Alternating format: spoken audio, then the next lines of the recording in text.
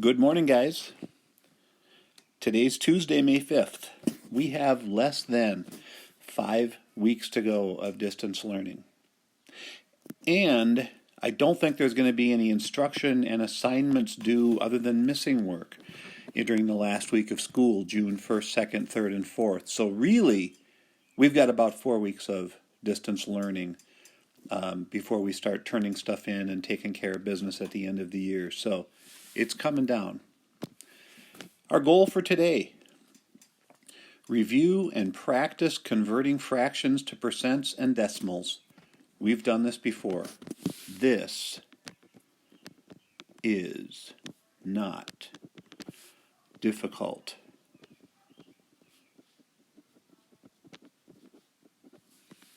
So here we go.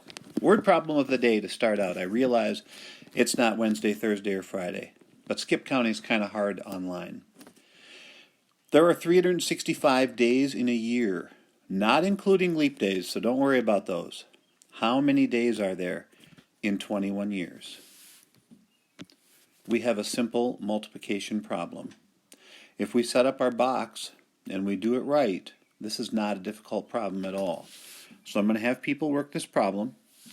I'll go ahead and work it, but I'd like for you to give it a try. So 5 times 2. We've got 10. 6 times 2 is 12. 3 times 2 is 6.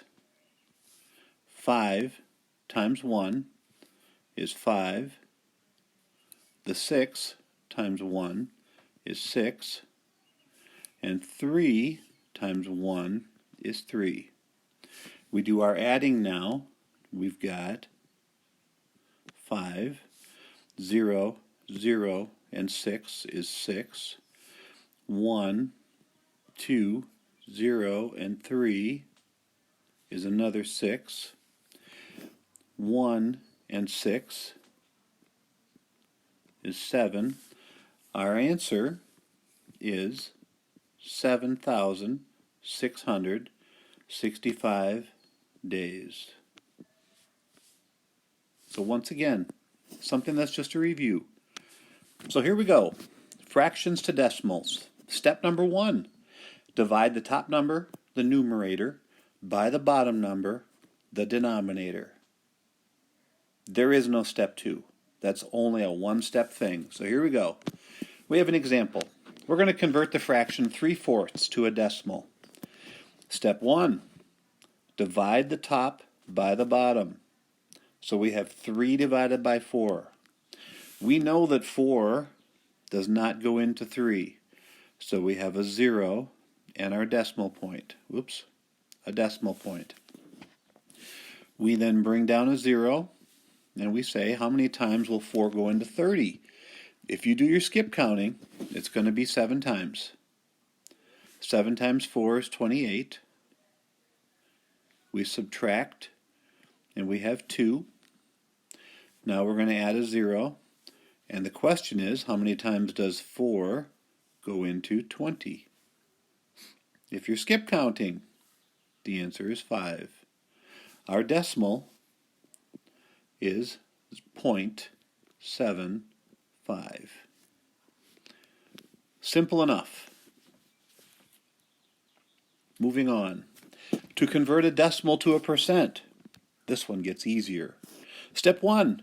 Move the decimal 2 spots to the right. That's that way. Step 2. There is no step 2. Remember, these are the easy ones. So here's an example. We're going to convert our 0.75 that we just finished with to a percent. So we have our 0.75. We're going to now convert it by moving the decimal point 1, 2 to the right. And there's our new decimal point. It equals 75%. So remember, these are the easy ones.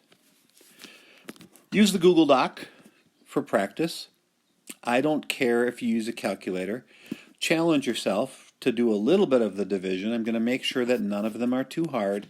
The only ones that might be repeating are your .333 or your .666 or something like that. So they shouldn't be very difficult, but feel free to use a calculator. I just want everyone to understand and remember how we convert these things. I just want to encourage everyone to finish strong. I want everyone to get their credits for the trimester. The trimester is a third of our school year. I truly am concerned that there are people who are not going to get any of their credits because they're not doing any of their work. If you're doing some work, you will get credits. I don't know what our school district will do for those guys who get 0 credits. But anyway, finish strong, finish well, and hopefully everything will be cool by the time the school year starts. They're starting to make plans for that already. So guys, have yourselves a good day.